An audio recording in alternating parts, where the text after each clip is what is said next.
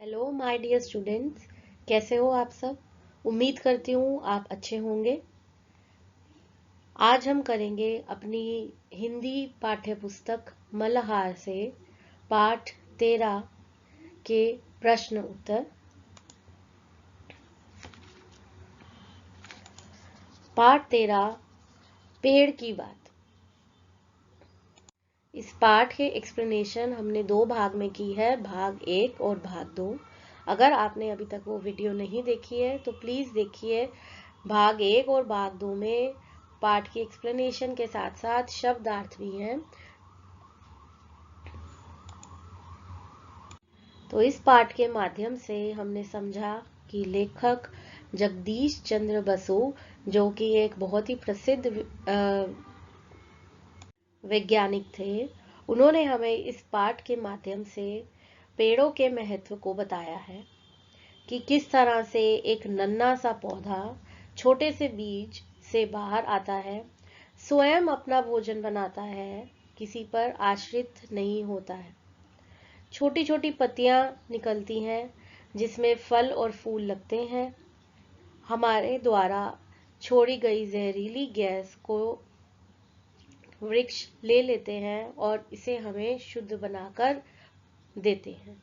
पेड़ पौधे हमें फल फूल बीज देते हैं और अंत में वह सूख कर मिट्टी में मिल जाते हैं। मिट्टी में दबकर बीज नए पौधे को जन्म देता है। इस प्रकार से इनका जीवन चक्र चलता रहता है। तो आइए अब हम करते हैं इसके प्रश्न उत्तर। पहला प्रश्न है, पाठ से मेरी समझ से नीचे दिए गए प्रश्नों का सटीक उत्तर कौन सा है, उसके सामने तारा बनाइए। तो हमारे को जो प्रश्न दिया है उसमें हमें देखना है कि इसमें से सटीक उत्तर, करेक्ट आंसर कौन सा है। उसके आगे हमें तारा बनाना है, यानी स्टार बनाना है। जैसे पौधे को भी सब भेद मालूम हो गया हो, पौधे को कौन सा भेद पता लग गया। तो ये बताया था, जब उसको उल्टा औंधा लटकाया था तो उसकी जड़ जो थी और जो तना था, वो जड़ जो है वो नीचे की तरफ और तना ऊपर की तरफ हो गया था। तो जब ये लाइन आई थी कि जब पौधे को भी, जैसे पौधे को भी सब भेद मालूम हो गया हो, तो पौधे को कौन सा भेद मालूम था। उसे उल्टा लटकाया गया है, उसे किसी ने सजा दी है, बच्चे को गमला रखना नहीं आया, प्रकाश ऊपर से आ रहा है। तो इसका सही उत्तर होगा कि उसे उल्टा लटकाया गया है, पहला वाला। तो इसके आगे हम इस प्रकार से तारा बनाएंगे। दूसरा है, पेड़ पौधे जीव जंतुओं के मित्र कैसे हैं। हमारे जैसे ही सांस लेते हैं, हमारे जैसे ही भोजन ग्रहण करते हैं, हवा को शुद्ध करके सहायता करते हैं, धरती पर हमारे साथ ही जन्मे हैं। तो पेड़ पौधे और जीव जंतु जो है वो जीव जंतु के मित्र कैसे हैं। मित्र वही होता है जो हमारी सहायता करता है। तो यहाँ पर जो ऑप्शन 3 है वो करेक्ट है कि हवा को शुद्ध करके सहायता करता है। तो इसके आगे हम इस प्रकार से तारा बनाएंगे। तो ये था प्रश्न नंबर 1। आइए चलते हैं अगले प्रश्न पर। अगला प्रश्न है, पंक्तियों पर चर्चा। पाठ में से चुनकर कुछ पंक्तियां नीचे दी गई हैं, इन्हें ध्यान से पढ़िए और इन पर विचार कीजिए। आपको इनका क्या अर्थ समझ में आया, अपने विचार अपने समूह में साझा कीजिए और अपनी लिखन पुस्तिका में लिखिए। तो आपको पाठ में से चुनकर यहाँ कुछ पंक्तियां दी गई है जिन्हें हमें पढ़ना है और उसके बाद हमें ये बताना है कि हमें इनमें क्या अर्थ इनका समझ आया है। तो पहला देखते हैं, पेड़ पौधों के रेशे रेशे में सूरज की किरणें आबद्ध है। ईंधन को जलाने पर जो प्रकाश व ताप बाहर प्रकट होता है वह सूर्य की ही ऊर्जा है। तो क्या कह रहे हैं इसमें लेखक कि जो पेड़ पौधे हैं उनके कण कण में जो सूरज की किरणें हैं वो जो है वो आबद्ध है, और ईंधन जब हम जलाते हैं तो उस समय जो प्रकाश और ताप उसमें से निकलता है वह सूर्य की ही एनर्जी या ऊर्जा है। पेड़ पौधों के कण कण में सूर्य की किरणें ही बसी हुई हैं। जब हम ईंधन जलाते हैं तो उससे निकलने वाली गर्मी और रोशनी वास्तव में सूर्य की ही ऊर्जा होती है। दूसरा देखते हैं, मधुमक्खी व तितली के साथ वृक्ष के चिरकाल से घनिष्ठता है। वे दल बल सहित फूल देखने आती हैं। तो मधुमक्खी व तितली जो है उनकी वृक्ष के साथ जो है, पेड़ के साथ जो है वो उनका काफी गहरा संबंध है। वे सब इकट्ठे होकर दल बल सहित यानी इकट्ठे होकर फूल जो है वो देखने के लिए आते हैं। ठीक है, तो इसका क्या उत्तर होगा कि मधुमक्खियां और तितलियां पेड़ों और पौधों से लंबे समय से जुड़ी हुई हैं, इसीलिए उनका उनसे गहरा संबंध है। वे हमेशा फूलों पर आती हैं, जिससे उनका आपसी संबंध जो है और मजबूत होता है। तो वो फूलों को देखने आती हैं, जिससे क्या होता है कि उनका जो आपस में जो संबंध है वो और ज्यादा गहरा और मजबूत होता है। तो इस प्रकार से हम इसका उत्तर लिखेंगे। अगला प्रश्न देखते हैं, मिलकर करें मिलान। पाठ में से चुनकर कुछ वाक्यांश नीचे दिए गए हैं, अपने समूह में इन पर चर्चा कीजिए और इन्हें इनके सही अर्थ या संदर्भ से मिलाइए। इसके लिए आप शब्दकोश, इंटरनेट या अपने शिक्षकों की सहायता ले सकते हैं। तो आपको क्या दिया है, यहाँ पर कुछ वाक्यांश दिए हैं, ठीक है, और एक तरफ दूसरी तरफ आपको अर्थ दिया हुआ है। तो आपको इनको सही अर्थ के साथ मिलाना है। बीज का ढक्कन दरक गया। तो दरक शब्द का अर्थ आपको बताया था हट गया या खिसक गया। तो बीज के दोनों दलों में दरार आ गई या फट गए। तो इसको हम लगाएंगे नंबर 1। उसे अंगारक वायु कहते हैं। किसे कहते हैं अंगारक वायु?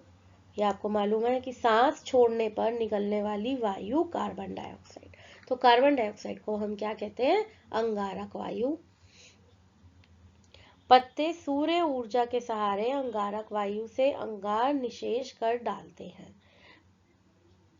तो इसका अर्थ क्या है कि सूर्य के प्रकाश से पत्ते विषाक्त वायु के प्रभाव को नष्ट कर देते हैं।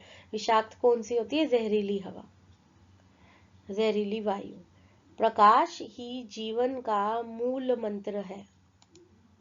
तो यहाँ सही उत्तर होगा, जीवन के लिए सूर्य का प्रकाश आधार शक्ति या महत्वपूर्ण है। जैसे फूल फूल के बहाने वह स्वयं हंस रहा हो।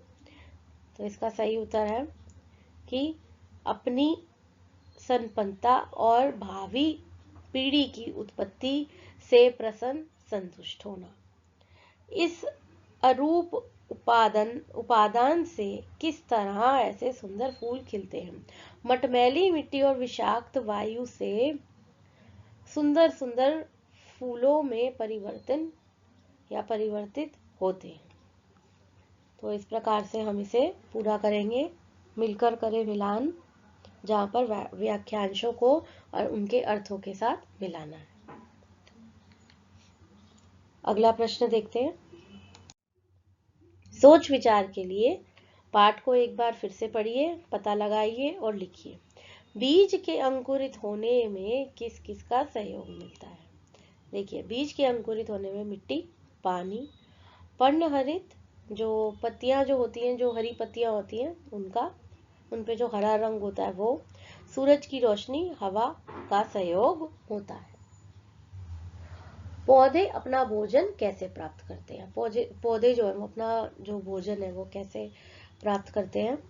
पौधे सूर्य की रोशनी, पर्णहरित पानी और कार्बन डाइऑक्साइड का उपयोग करके अपने लिए भोजन बनाते हैं। इसके अलावा वह मिट्टी से पोषक तत्व भी लेते हैं। तो पौधे कैसे बनाते हैं अपना भोजन? एक तो उनको सूर्य की रोशनी चाहिए, सनलाइट।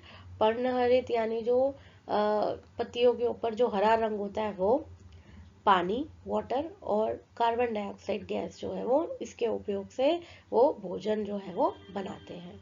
और इसके अलावा और क्या यूज करते हैं? मिट्टी से जो है पोषक तत्व जो है वो उसका प्रयोग करते हैं भोजन बनाने के लिए।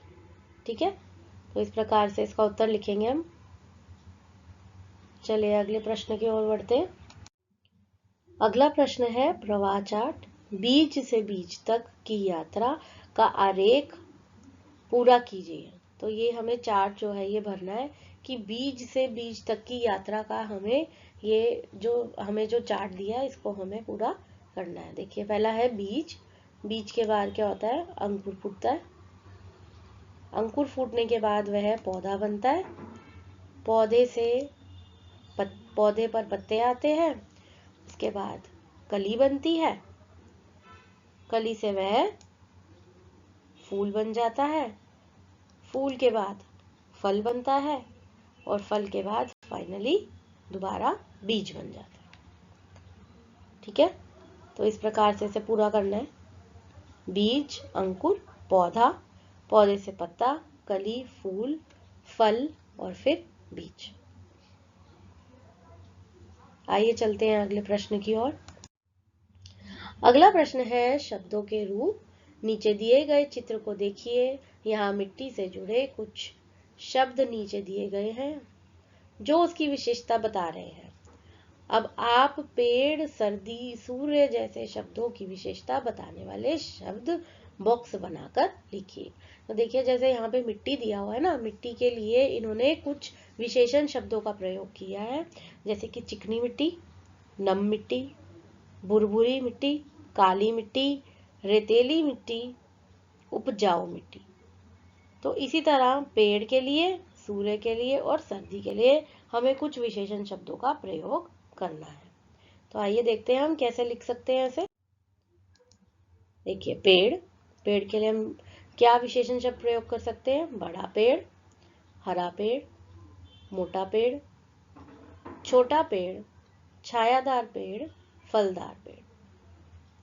ठीक है, अगला है सर्दी। ठिठुरती सर्दी, अधिक सर्दी, कम सर्दी, बर्फीली सर्दी, कड़कड़ाती सर्दी, कपकपाती सर्दी। सूरज या सूर्य, चमकता सूर्य, डूबता सूर्य, गर्म सूर्य, गोल सूर्य, प्रकाशमान सूर्य, दहकता सूर्य।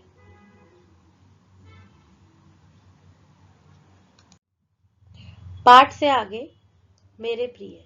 नीचे दी गई तालिका से प्रत्येक के लिए अपनी पसंद से 3-3 नाम लिखिए। यहाँ पर फूल, पक्षी, वृक्ष, पुस्तक, खेल, इनमें आपको क्या करना है? अपने प्रिय जो है, आपके फेवरेट, अपनी पसंद के 3-3 नाम लिखने हैं। कोई भी फूल लिख सकते हैं, जैसे गुलाब, गेंदा, ठीक है, कमल।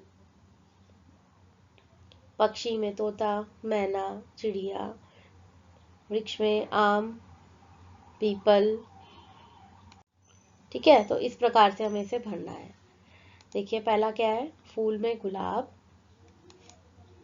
चमेली, चंपा, इसमें आप गेंदा भी लिख सकते हैं।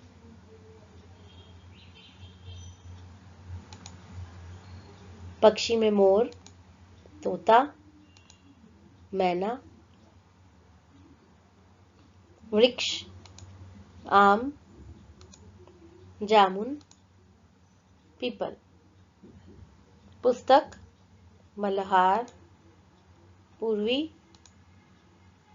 दीपकम। खेल क्रिकेट, कबड्डी, फुटबॉल। इस प्रकार से हमें इसे पूरा करना है। कोई भी 3 नाम अपने पसंद के आपने इसमें भरने हैं। आइए चलते हैं अगले प्रश्न पर। आज की पहेली, ये आखिरी प्रश्न है। इस शब्द सीढ़ी में पाठ में आए शब्द है, उन्हें पूरा कीजिए और पाठ में रेखांकित कीजिए। तो यहाँ जो ये शब्द सीढ़ी है ना, यहाँ पर इसमें हमें ऐसे शब्द भरने हैं, ऐसे कुछ शब्द यहाँ हमें भरने हैं जो पाठ में आए हुए हैं। ठीक है, तो इसे हमें इस प्रकार से पूरा करना है। आप देखिए मैं यहाँ पर शब्द बनाए हैं। रात, यहाँ रात आएगा, त आएगा, और उसके बाद ये बन जाएगा तमाम।